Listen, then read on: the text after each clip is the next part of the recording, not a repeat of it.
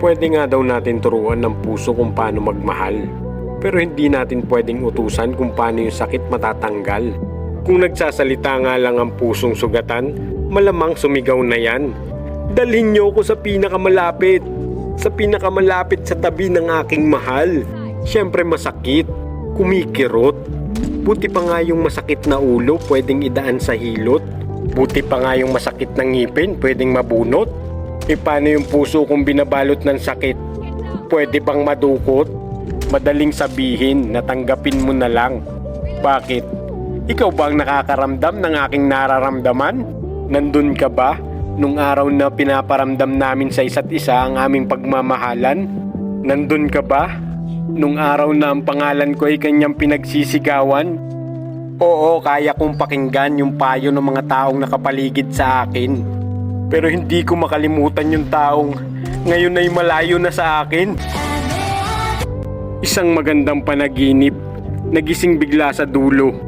Pagmamahalan na mainit, ngayon kasing lamig na ng yelo. Lumalaban ang aking isip, ngunit napakaduwag ng aking puso.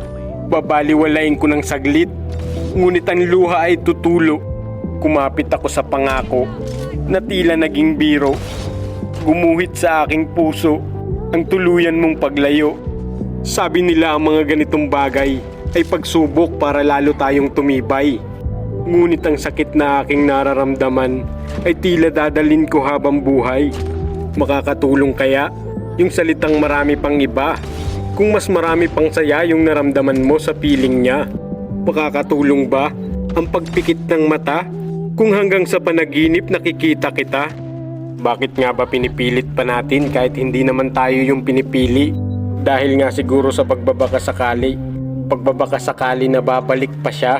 At baka sakaling iparamdam niya ulit yung pagmamahal na gaya ng pinaramdam niya nung una.